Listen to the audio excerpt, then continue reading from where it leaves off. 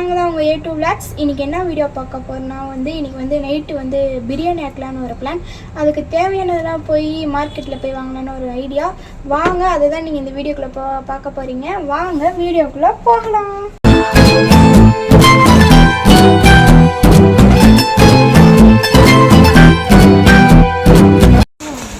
Madam என்ன பண்ணுறீங்க?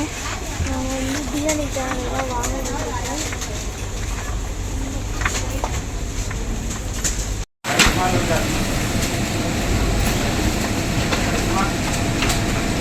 பிரியாணிக்கு தயிர் கைஸ்.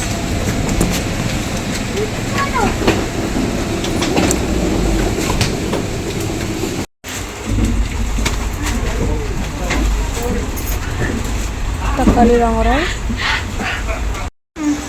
கைஸ். பில்லு பார்த்தீங்கன்னா 585 ரூபாய். ஓகேங்களா? என்னென்ன வாங்கிருக்கோம் பார்க்கலாமா? எண்ணெய் இருக்கு, புதினா, தள்ளு பாப்பா, கொத்தமல்லி தலை, இது பட்டை, நெய், தள்ளு பாப்பா, தயிர், சில்லி தள்ளுடி மசாலா, சில்லி சிக்கன் மசாலா.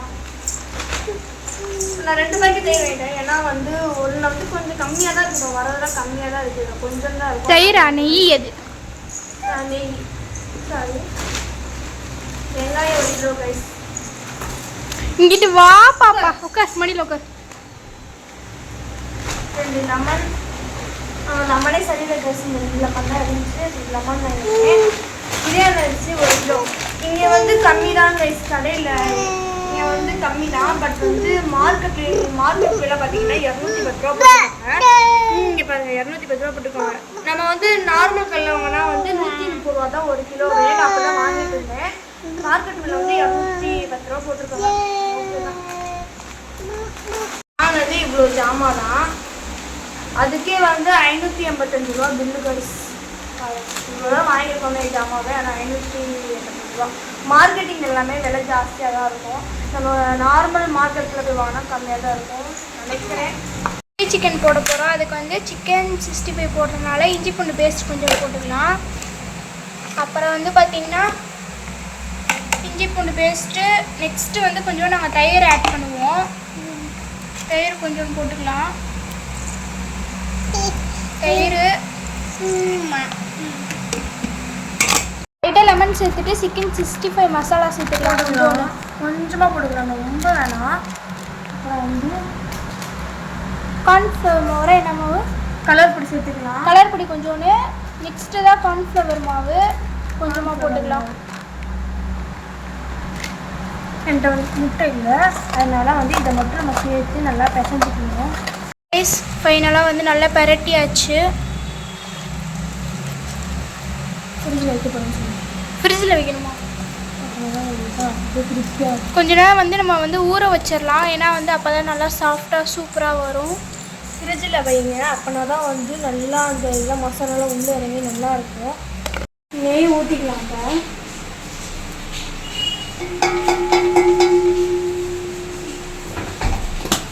ஊற்றிட்டு எண்ணெய் ரொம்ப தாராளமாக ஊற்றணும்.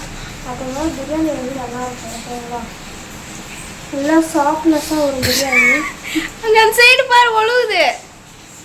பாதி என்ன ஒழுதுருச்சு அந்த சைடு. பட்டை 4 பட்டை போட்டுக்கலாம். எக்ஸ்ட்ரா வேணாம், 4 பட்டை போடணும். அது ஏலக்காய். 4 ஏலக்காய் மட்டும் போட்டுக்கலாம். 4 ஏலக்காய். பட்டை நமக்கு தேவையான அளவு போட்டுக்கோங்க. ஓகேங்களா? அது நல்லா இதாக இருக்கும். நல்லா இது பொரியணும். பொரிஞ்சால் தான் நல்லாயிருக்கும். பொரிஞ்சிட்டு நான் இங்கே வெங்காயம் கட் பண்ணி வச்சுருக்கேன். இந்த வெங்காயம் எல்லாமே போடணும். ஓகேங்களா? ஒரு 7 வெங்காயம் 5 வெங்காயம் இருக்கும். 5 வெங்காயம் கட் பண்ணி வச்சுருக்கேன். 5 வெங்காயத்தை இதில் போடுவாங்க.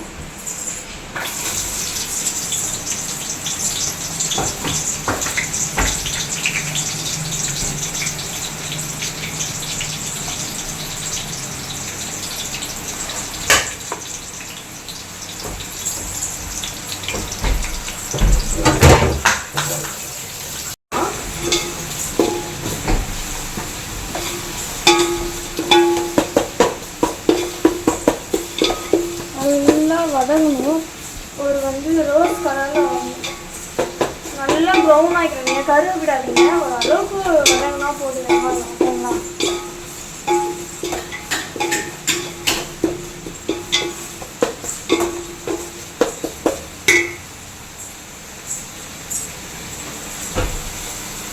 இதில் வந்து நான் வந்து 1.5 படி போட்டிருக்கேன்.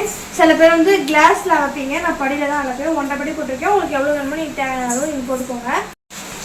புதினாவும் கொத்தமல்லி தழை நம்ம வந்து போட்டுக்கலாம்.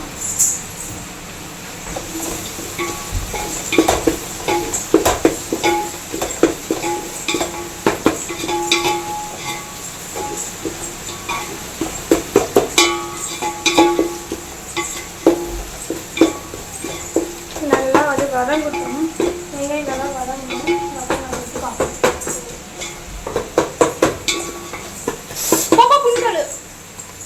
நம்ம வந்து வெங்காயத்தில் வந்து பால் உப்பு சேர்த்துக்கலாம், தக்காளியில் வந்து பால் உப்பு சேர்த்துக்கலாம்.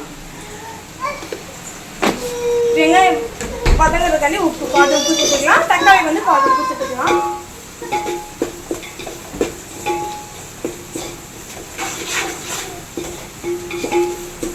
நம்ம வந்து கோழிக்கறி பிரியாணி தான் செய்ய போகிறோம்.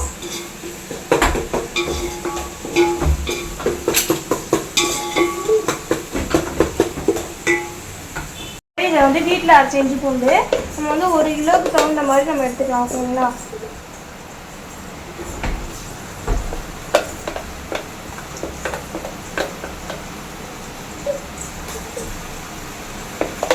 அவ்வளோ கீழ்ச்சி இஞ்சி பூண்டு நான் அரைச்சி கிட்டத்தட்ட ஒரு 1.5 மாதம் ஆகுது. 1 கிலோவுக்கு 3 ஸ்பூன் எடுத்திருக்கேன்.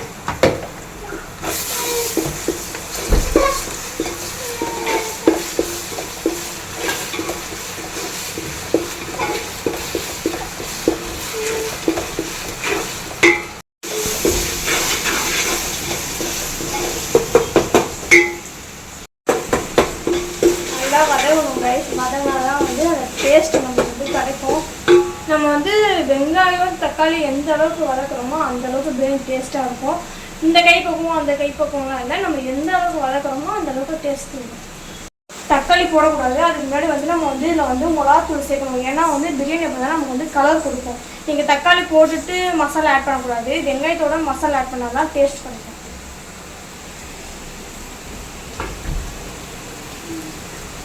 1.5 கிலோவுக்கு வந்து நான் 1.5 ஸ்பூன் சேர்த்துருக்கேன். இது ரொம்ப காரமாக இருக்கும்.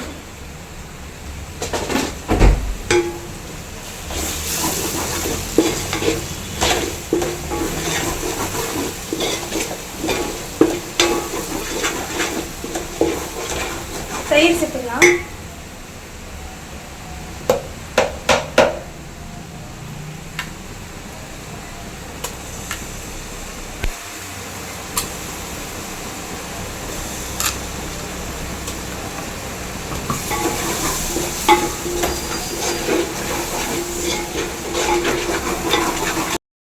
தெரியக்கூடாது, நம்ம அந்த அளவுக்கு வந்து இதில் வந்து கிண்டணும். ஏன்னா வந்து தயிர் வந்து நம்ம கிண்டாம விட்டோம்னா அப்படியே அதில் வந்து இருக்கும். சாப்பிடும்போது வந்து அந்த டேஸ்ட்டு நாக்கில் கிடைக்கும், தயிர் டேஸ்ட்டு. அதனால் நல்லா கிண்டிட்டு தக்காளி போட்டுக்கலாங்க.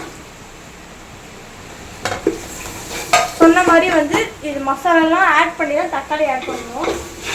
இது வந்து என் ஸ்டைலில் நான் பண்ணுறேன், உங்கள் ஸ்டைல் எப்படி சொல்லிட்டு கமெண்டில் பண்ணுறேன் சொல்லுங்கள்.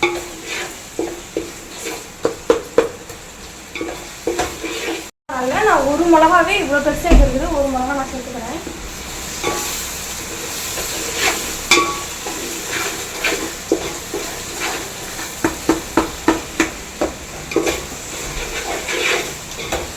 மசாலா நமக்கு வந்து பிரியாணிக்கு வந்து எப்பவுமே நிறையா இருக்கும். கம்மியாக இருந்துச்சுன்னா டேஸ்ட் வந்து நிறையா இருந்தால் தான் அரிசி கூட ஓட்டுறதுக்கு நல்லாயிருக்கும்.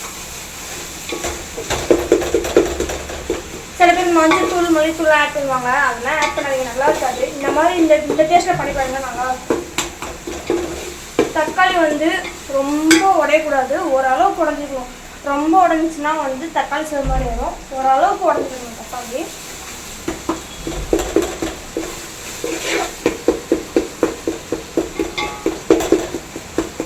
ஓரளவுக்கு உடஞ்சிச்சுப்பேன். நம்ம வந்து கறி எடுத்து உள்ளே ஆட் பண்ணிக்கலாம்.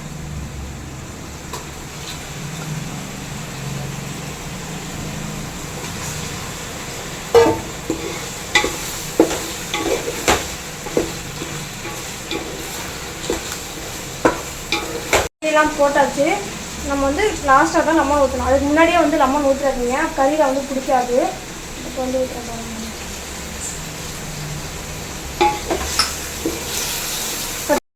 நான் 1.5 படி அரிசிக்கு 2 செம்பு தண்ணி ஊற்றிருக்கேன். நல்லா வந்து கொதிக்கட்டும், கறி வேகட்டும். நம்ம அதெல்லாம் வந்து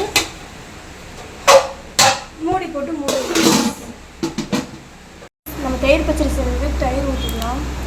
நல்லா தாராளமாக ஊற்றலாம், அப்படின்னா தான் நல்லாயிருக்கும். ஃபுல்லாத்தையும் ஊற்றி உப்பு போட்டுக்கலாம்.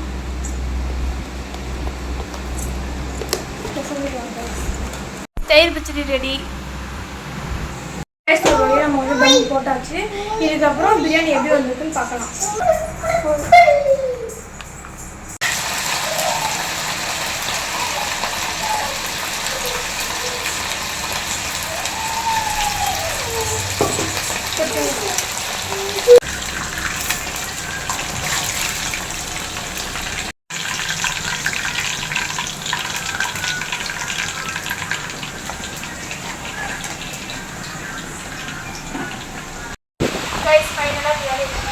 பிரியாணி, சில்லி பக்கோடா, தயிர் பச்சடி எல்லாம் ஃபைனலாக ரெடி. சாப்பிட போகிறோம்.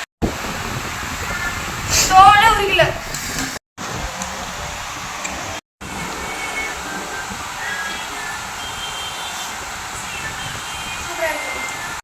இதோட இந்த வீடியோ முடிஞ்சு திருப்பி அடுத்த வீடியோவில் பார்க்கலாம். மறக்காமல் சப்ஸ்கிரைப் பண்ணிக்கோங்க. லைக் பண்ணுங்கள், ஷேர் பண்ணுங்கள், கமெண்ட் பண்ணுங்கள்.